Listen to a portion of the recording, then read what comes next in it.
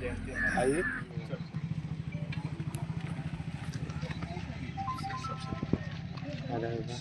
ऊपर चोट चलिए,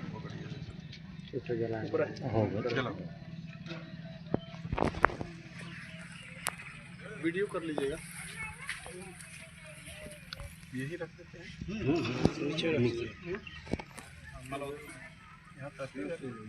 ऊपर नहीं बैठी ना, यही पर ठीक है, यही पर ठीक है आ जाता है। मतलब आपको कहीं जाए तो सकी मतलब ठीक है। ये लीजिए दिस लाइट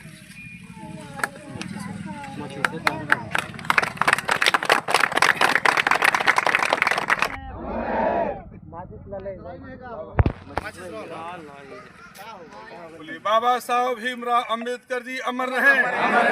बाबा साहब बोधिसत्व बाबा साहब भीमराव अंबेडकर अमर रहे।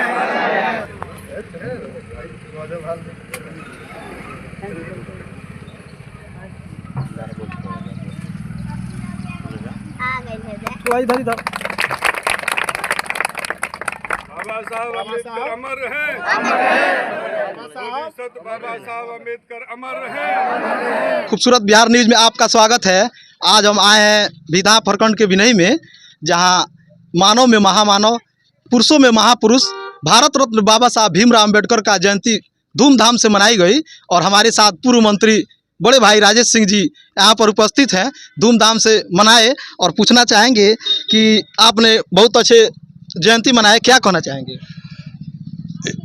देखिए, बाबा साहब भीमराव अंबेडकर की इस जयंती समारोह पर उनको नमन करते हुए, श्रद्धासुमन अर्पित करते हुए, मंगल बधाई देते हुए सबको, इस देश में मानवतावाद, इस देश में गैर बराबरीवाद खत्म करने के लिए जिस महान काम को उन्होंने किया और जिस तरह से संविधान सभा के वो अध्यक्ष बने, जो और उन्होंने भारत के संविधान के प्रति, भारत के संविधान को जिस तरह से बनाने में जो महत्वपूर्ण भूमिका निभाई सभी साथियों के साथ, वो उनको नमन करने के लिए, सैल्यूट करने के लिए, सदियों तक हमारे देश के लिए बहुत बड़ी बात है।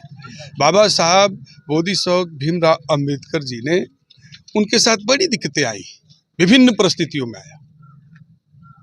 यहाँ तक मैं एक ही बात उसको कहना चाहूँगा कि माननीय मोदी जी ने उनके 5 तीर्थस्थलों को, सिर्फ देश में ही नहीं विदेश में भी, जो उनके जिस पर उन्होंने कुछ काम किया था, जहाँ वो रहे थे, पैदा हुए थे, जहाँ उन्होंने विभिन्न जो उनके जीवन काल के महत्वपूर्ण 5 स्थलों को निकाल करके और 5 तीर्थ का स्थान दिया, देश ही नहीं विदेश तक। उनको बाबा साहब अंबेडकर को कितनी देरी की गई, देख लीजिए कितना देरी किया गया भारत रत्न उनको देने के लिए। कितनी विषम परिस्थितियां उनके साथ आई, उनको चुनाव हरवाने से लेकर के जो लोग उनको सदन तक नहीं पहुंचने दे रहे थे। आज भारत का जिस तरह से बंटवारा हुआ, जिस तरह से दलित और मुस्लिम एकता का नाम दे करके, और आपने देखा कि भारत के पाकिस्तान के पहले कानून मंत्री जोगिंदर मंडल जी और बाबा साहब अंबेडकर उस समय देश के सबसे बड़े लीडर थे। और उसमें ये परिस्थिति हुई कि उनको बहला करके अब पाकिस्तान ले जा करके कानून मंत्री उस समय वहाँ बनाया गया, और चंद समय में उनको मजबूर होकर के इस्तीफा भी देना पड़ा, अब भारत आना पड़ा। और जिस तरह से बाबा साहब अंबेडकर के साथ तत्कालीन सरकारों ने, लोगों ने जिस तरह से उनके साथ किया, बाबा साहब बड़ी जीवट के व्यक्ति थे। अगर वैसा वो नहीं रहते तो उनका भी हाल उसी तरह का होता।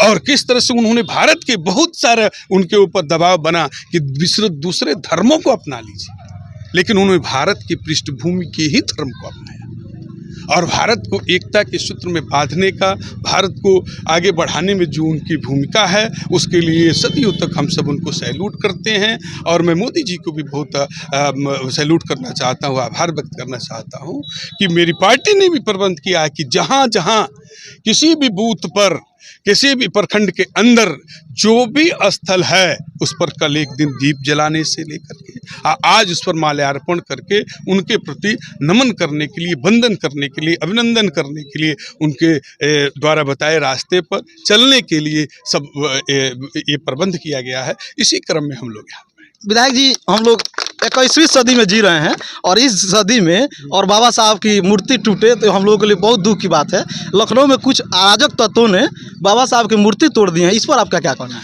देखिए, जो समाज के अंदर हर ढंग के लोग और जो दुष्ट चरित्र जो लोग हैं, जो अपराधी प्रवृत्ति के लोग हैं, वो हर जगह पड़े हुए हैं। और गाहे बगाहे law and order Uttar Pradesh का तो इतना बेहतर है, और जिस सरकार ने इतना बेहतर काम बाबा साहब के लिए किया है, अब उन पर पूरी तरह से कार्रवाई हो रही है। जो लोग गड़बड़ किए हैं कार्रवाई हो रही है। किसी भी महापुरुष का, बाबा साहब की तो बात ही छोड़ दीजिए, किसी भी महापुरुष के प्रति अगर कोई उंगली उठाता है और कहीं उनकी मूर्ति को तोड़ता है तो उसको भारत के संविधान के कानून के तहत जो सख्त से सख्त सजा होना चाहिए वो शीघ्र मिलनी चाहिए, वो चाहे कोई हो। वो निश्चित तौर से हमारे राष्ट्र का निर्माण करता, हमारे राष्ट्र का भक्त नहीं हो सकता। जो हमारे शहीदों के लिए, जो आज़ादी की लड़ाई में जिन्होंने भूमिका निभाई, जिन्होंने राष्ट्र के निर्माण के लिए, हमारे जो महापुरुष हैं, जो इस तरह के जो युग प्रवर्तक हैं, उन लोगों के प्रति जो टिप्पणी करेंगे वो निश्चित तरफ से वो लोग आतंकी मानसिकता से ग्रसित हैं और अपराधी मानसिकता से ग्रसित हैं। उनको उसी तरह से भारत के कानून के तहत शीघ्र सजा मिलनी चाहिए, उसकी पूरी तरह से भर्त्सना करते हैं और दुख भी मैं व्यक्त करता हूं। आपने देखा हमारे साथ पूर्व मंत्री जी कितना अच्छा बात बोले आज अम्बेडकर जयंती पर, और हमारे साथ भारतीय जनता पार्टी के अपने जयंती मनाया, तो क्या कहना चाहेंगे? देखिए, सबसे पहले तो हम आपके इस खूबसूरत बिहार चैनल का स्वागत करते हैं कि आप हमारे तक पहुंचे और हमारे संदेश को आप समाज में प्रसारित करने का काम करेंगे।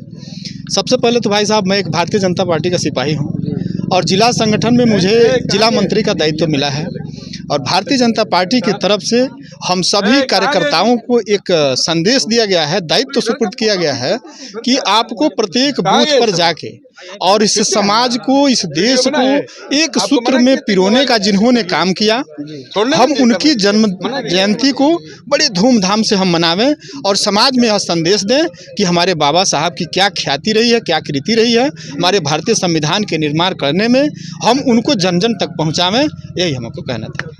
तो आपने देखा, हमने बारी बारी से बात की। हमारे साथ मंडल अध्यक्ष जी हैं, उनसे भी बात करना चाहेंगे कि जयंती मनाए, क्या कहना चाहते हैं? आज बहुत ही खुशी की बात है कि हमारी भारतीय जनता पार्टी माननीय प्रधानमंत्री, यशस्वी प्रधानमंत्री नरेंद्र मोदी जी के अगुवाई में अंबेडकर जयंती को लेकर के एक विशेष अभियान चलाया जा रहा है, जो वार्ड से लेकर के पंचायत, प्रखंड और जिला के लेवल तक चल रहा है। और हमारे माननीय प्रधानमंत्री जी का जो दिशा निर्देश है, इसमें ये कहना है कि अंबेडकर जी को जो स्थान था, भारत रत्न तो मिल चुका है, इनको अंतर्राष्ट्रीय स्तर पर भी इनका दर्जा होना चाहिए। और ये शिल्पकार हैं भारतीय संविधान के, तो जो लोग नहीं जानते हैं, जन जन तक इनकी बात को पहुंचाना है, इनके क्रियाकलाप को बताना है और लोगों को समझाना है।